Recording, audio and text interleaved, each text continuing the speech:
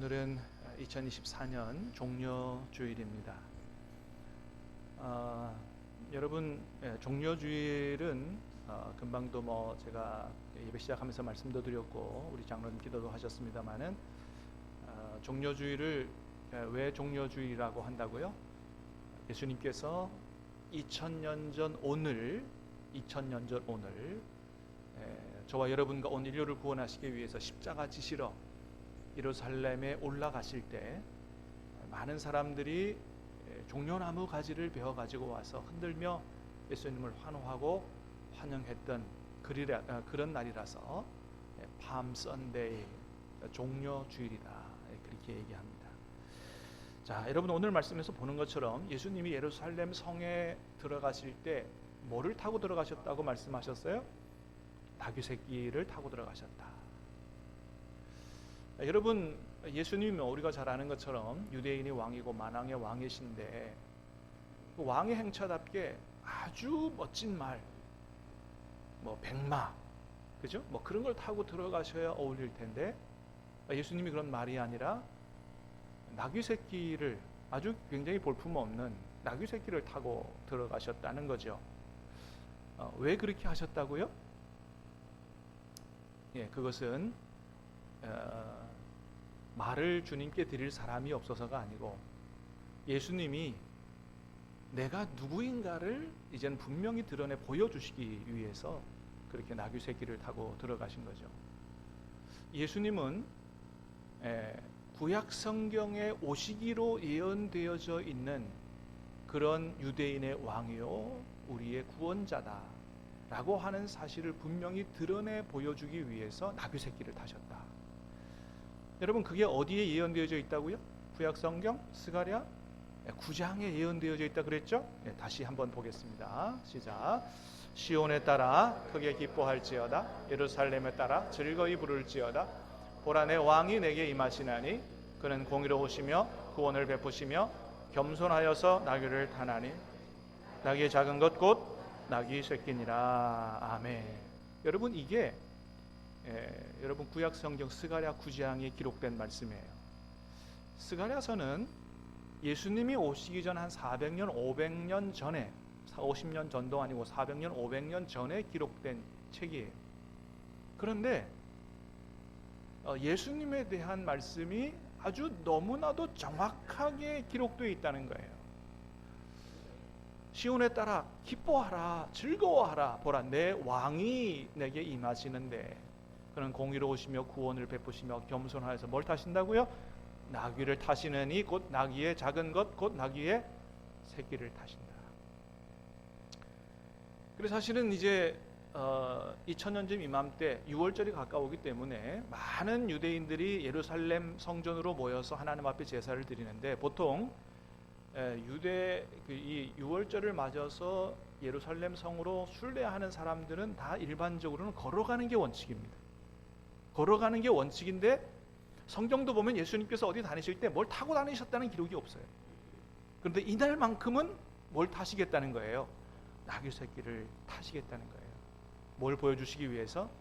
내가 바로 스가랴 선지자를 통해서 예언되어진 이 땅에 유대인의 왕으로 오기로 예언되어진 바로 그 사람이다, 그 왕이다라는 사실을 보여주기 위해서죠.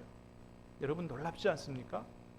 그래서 여러분, 성경은 다른 책하고 그 본질적으로 다른 책이에요. 사랑하는 여러분, 성경을 통해서 하나님을 만날 수 있기를 축복합니다. 눈에 보이지 않지만 천국과 지옥이 있음을 확실히 깨달아 알고 믿어지는 역사가 있게 되기를 주님의 이름으로 축복합니다. 어떤 책과도 비교할 수 없는 우리에게 생명을 주고 구원을 주는 책이 이 성경책이에요. 자, 9절에 보니까 예수님이 예루살렘의 왕으로 임하신다 그랬어요. 근데 그 뒤 10절을 보니까 예수님은 그보다 더 엄청난 분이신 것을 보게 됩니다. 자, 10절 말씀도 보겠습니다. 스가랴 9장 10절입니다. 시작.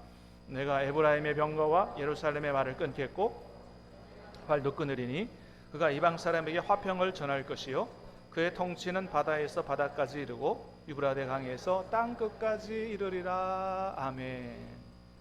자, 내가 에브라임의 병거와 예루살렘의 말을 끊게 했고 그가 이방 사람에게 화평을 전할 것이요 그의 통치는 어디까지? 바다에서 바다까지, 유브라데 강에서 땅 끝까지 이른다. 그의 통치가 이렇게 멀리 영향력을 미친다는 거예요. 그러니까 나귀 새끼를 타고 오시는 분은 단순히 유대인의 왕만이 아니라 그의 통치가 땅 끝까지 이르는 어떤 왕이라고요?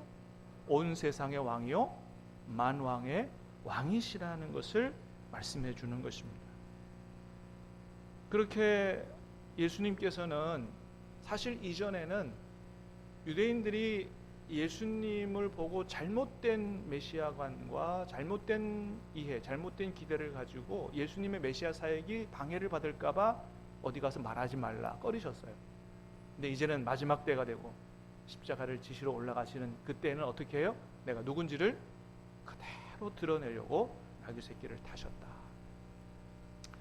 여러분 2000년 전 오늘 주님은 예루살렘 성에 왕으로 입성하셨습니다. 그 주님께서 오늘도 우리 가운데 만왕의 왕 되신 주님께서 우리 가운데 임재해 계시는 줄로 믿습니다. 합당한 찬양과 경배와 예배를 올려드려야 될 줄로 믿습니다. 자, 그렇게 이제 예수님은 당신이 누구신지를 분명히 드러내 보이시기 위해서 예루살렘에 올라가실 때 말이 아니라 나귀 새끼를 타고 올라가야 되는데, 자, 제자들 둘을 보내시면서 예루살렘에 가까이 오셨을 때, 지금도 예루살렘 가보면 감람산이 있습니다. 감람산 기슭에 베단이라고 하는 마을에 오셨을 때 제자 둘을 보내면서 건너편 마을로 가서 나귀 새끼를 끌고 와라, 그렇게 말씀하셨어요. 자, 28절 오늘 본문 31절까지 다시 보겠습니다. 시작. 예수께서 이 말씀을 하시고 예루살렘을 향하여 앞서서 가시더라. 감람원이라 불리는 산 쪽에 있는 벳바게와 베다니에 가까이 가셨을 때에 제자 중 둘을 보내시며 이르시되 너희는 맞은편 마을로 가라. 그리로 들어가면 아직 아무도 타보지 않은 나귀 새끼가 메어 있는 것을 보리니 풀어 끌고 오라. 만일 누가 너희에게 어찌하여 푸느냐 묻거든 말하기를 주가 쓰시겠다 하라 하시매. 제자들 둘을 베다니 맞은편 마을로 보내시면서 가보면 아무도 타보지 않은 나귀 새끼가 있는데 그거 끌고 와라. 누가 그거 왜 나귀를 끌고 가느냐가 묻거든 뭐라고 하라고요? 주가 쓰시겠다 하라, 그렇게 얘기하라는 거예요. 그래서 제자들이 예수님 말씀대로 실제로 가서 그렇게 했더니 예수님 말씀대로 나귀 새끼를 보내주더라는 거죠. 자, 33절 35절까지 시작. 나귀 새끼를 풀 때에 그 임자들이 이르되 어찌하여 나귀 새끼를 푸느냐 대답하되 주께서 쓰시겠다 하고 그것을 예수께로 끌고. 자, 그 임자들이 나귀 새끼 임자가 한 사람이 아니었던 것 같아요. 아마도 그 가족이나 부부가 아니었겠나. 자, 주가 쓰시겠다 그러니까 어떻게 해요? 아무 말 안 하고 그냥 보냈다는 거예요. 마태복음에 보면 즉시 보내리라 그렇게. 그러니까 주가 쓰시겠다 그러면 두 말 안 하고 즉시 보내는 사람들이었다는 거죠. 또 마태복음에 보면 한 마리가 아니고 나귀 새끼만이 아니고 두 마리 보냈다고 돼 있어요. 나귀 어미까지 같이 보낸 게 아닌가, 그런 생각이 듭니다. 나귀 새끼 끌고 가려고 그러는데 두 말도 안 하고 나귀 어미까지 같이 보냈다. 여러분 쉽지 않은 거죠. 어떻게 이분들이 이럴 수 있었을까요? 이 가족들은 비록 자기들이 나귀 새끼를 키웠지만 그것이 자기들의 것이 아니고 주님의 것이다. 주님이 자기들에게 잘 키우라고 맡겨주신 것이라는 믿음과 고백을 가지고 살았던 사람들이었기 때문에 그랬다는 것입니다. 그래서 여러분, 주가 쓰시겠다 하라의 원문을 직역하면 무슨 뜻이라고요? 그것들의 주가 쓰시겠다 하라, 이런 뜻이라 그랬어요. 자, 그 나귀 새끼 주인이 누구라고요? 그것들의 주. 너희가 주인이 아니고 내가 주인이다, 이런 표현이고, 나귀의 주인들은 그것을 아멘 하고 받아들였고 늘 평소에 그런 마음을 가지고 있었기 때문에 나귀 새끼의 주인은 예수님이 달라고 했을 때 두 말 않고 나귀 어미까지 보낸 사람들이었다라고 하는 것입니다. 여러분, 그래요. 주님은 벌써 2000년 전에 누가 그런 믿음을 가지고 있었는지를 다 보고 알고 계셨다는 것입니다. 여러분, 오늘도 주님은 다 알고 계시는 줄로 믿습니다. 누가 과연 내가 필요로 할 때, 좀 다호할 때 아무 두말하지 않고 이것은 원래 주님의 것이오니 주님께 드립니다, 기꺼이 내어 드릴 수 있는 사람이 누군지를 주님께서는 다 알고 계신다는 거예요. 여러분, 2000년 전 오늘 그렇게 아무 말 하지 않고 주가 쓰시겠다 할 때 그 귀한 나귀 어미까지 내어드린 그 사람들을 보셨을 때 주님이 얼마나 흐뭇해 하셨을까, 그런 생각을 합니다. 여러분, 오늘도 주님이 우리 신함교회 성도들을 보고 이 종료주일에도 기뻐하고 흐뭇해 하실 수 있기를 간절히 소망합니다. 저와 여러분이 가지고 있는 모든 것도 주님이 주신 것인 줄로 믿습니다. 믿습니까? 정말 그 고백이 진실하다면 성령께서 우리에게 좀 내가 필요하다, 좀 다오라고 하는 말씀을 하실 때, 그런 감동이 있을 때 우리도 주님, 그렇습니다, 주님의 것이니 내가 기꺼이 내어드리겠습니다, 이렇게 주님께 드릴 수 있는 그런 믿음이 있게 되기를 주님의 이름으로 축복합니다. 그렇습니다. 얼마나 주님이 기뻐하셨겠느냐. 제가 서울에 있을 때 어떤 한 집사님이신데요, 자그마한 사업을 하시는 집사님이에요. 근데 가만히 생각해 보니까 오늘 설교 준비하다가 생각해 보니까 바로 그분이 그런 믿음을 가지신 분이더라고요.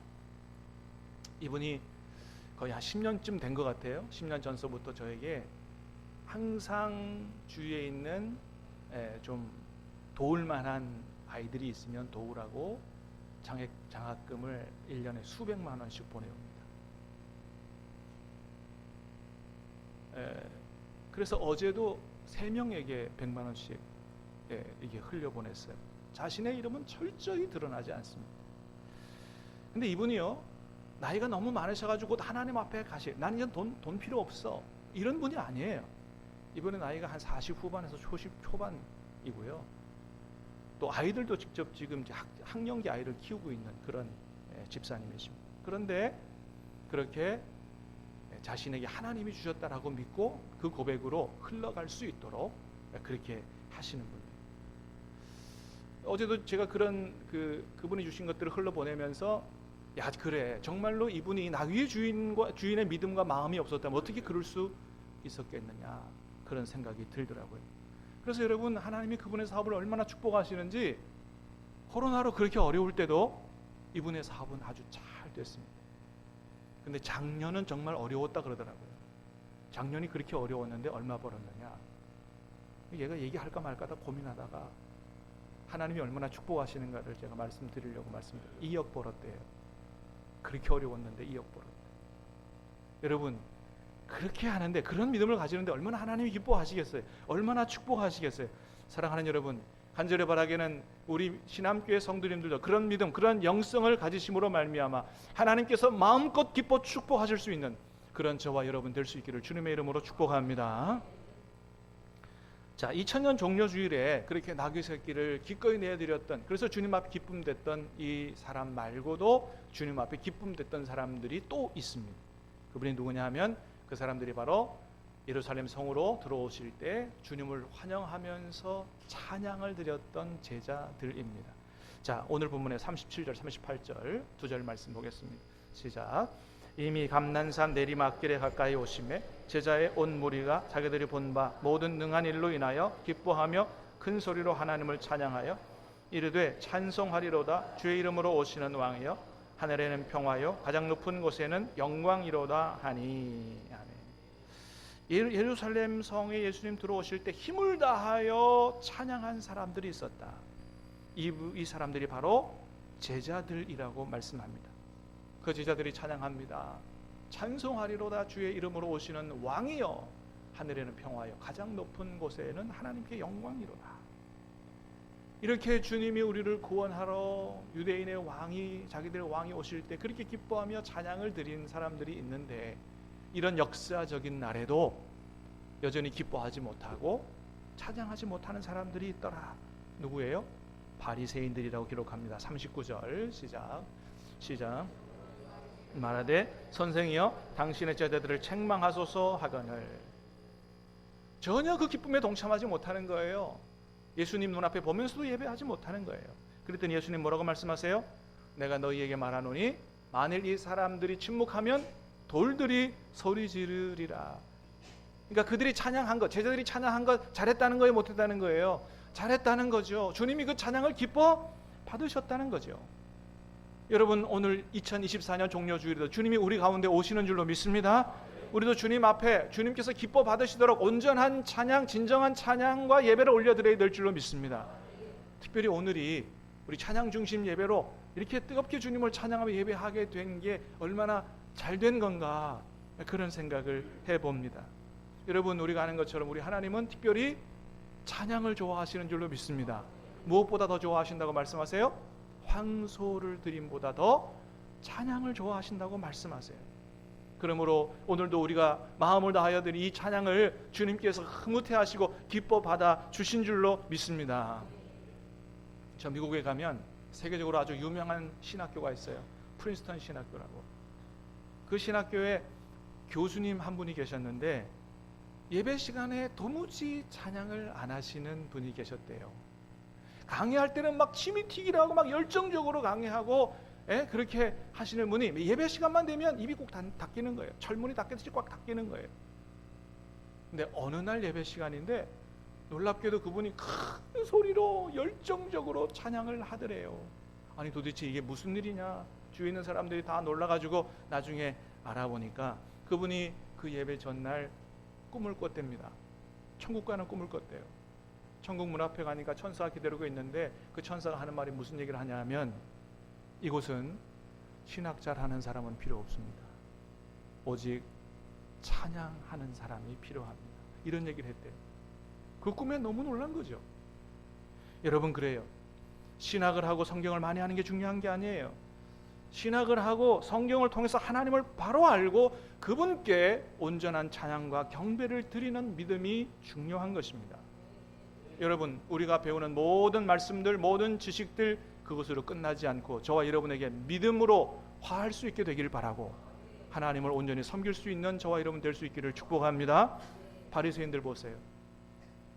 당시의 최고의 성경학자들이라고 자신했던 사람들입니다. 그럼에도 불구하고 자기 눈앞에 있는 예수님을 알아보지 못하는 거예요. 오히려 주님께 드리는 찬양이 시끄럽다는 거예요. 여러분, 이분들이 천국 갔을까요? 그렇지 않죠. 여러분, 계시록에서 보는 것처럼 천국은 더 이상 성경 공부하는 일도 없고 그렇게 중요한 전도하는 일도 없어요. 오직 뭐만 있다고요? 우리를 구원하신 성부 하나님과 성자 예수님 앞에 찬양하며 예배하는 것만이 있다고 보여주고 있습니다. 사랑하는 여러분, 저와 여러분의 입술에, 저와 여러분의 삶에 우리를 구원하신 주님 앞에 온전하게 올려드리는 진정한 찬양과 경배가 늘 흘러 넘칠 수 있기를 주님의 이름으로 축복합니다. 그렇게 주님이 2000년 전 종려주일에 그런 헌신과 찬양을 받으시면서 너무 기쁘셨어요. 근데 안타깝게도 주님의 마음에는 그런 기쁨만 있었던 것은 아니다. 매우 슬픈 마음도 있었다는 것입니다. 41절 말씀을 같이 보겠습니다. 시작. 가까이 오사 성을 보시고 우시며, 성을 보시고, 예루살렘 성을 보시고 우셨다는 거예요. 저기 우셨다는 표현이 헬라어가 에클라우센이라는 말인데 애곡하다, 통곡하다 그런 말이에요. 그러니까 아주 예수님이 통곡하면서 꺼이 눈물을 흘리면서 그렇게 오셨다는 거예요. 제자들의 찬양과 헌신을 받으면서 기뻐하셨던 예수님이 갑자기 마음이 교차하면서 심령이 변하면서 통곡하여 오셨다. 왜 그렇게 통곡하여 오셨던 것이죠? 장차 이 예루살렘 성에 임할 하나님의 진노와 심판 때문입니다. 43절 44절 두 절입니다. 시작. 날이 이를지라 내 원수들이 토둔을 쌓고 너를 둘러 사면으로 가두고 또 너와 및 그 가운데 있는 내 자식들을 땅에 베어치며 돌 하나도 돌 위에 남기지 아니하리니 이는 내가 보살핌을 받는 날을 알지 못함이라 이남이라 하시니라. 이 말씀이 그대로 이루어졌습니다. AD 68년 로마의 티투스 장군을 앞세우고 로마 군대가 예루살렘 성을 포위하기 시작했습니다. 이렇게 사진에서 보는 것처럼. 그렇게 3년간 포위당하다가 AD 70년 9월 8일에 예루살렘 성이 함락이 됩니다. 그때 죽은 사람들이 약 110만 명 정도가 됐습니다. 이게 역사적인 사실이에요. 역사적으로 다 있는 기록이에요. 왜 이런 비극을 당하게 됐습니까?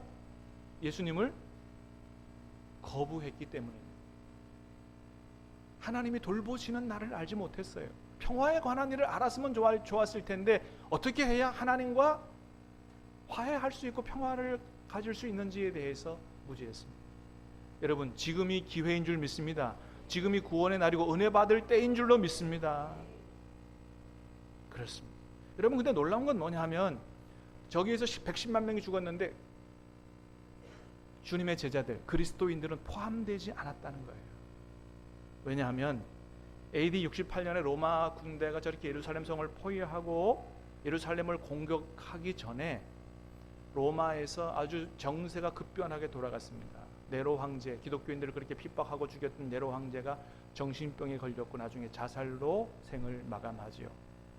네로 황제가 죽었어요. 로마가 발칵 뒤집힌 거죠. 그래서 이 로마 군대가 1차로 포위하고 있다가 철수를 합니다.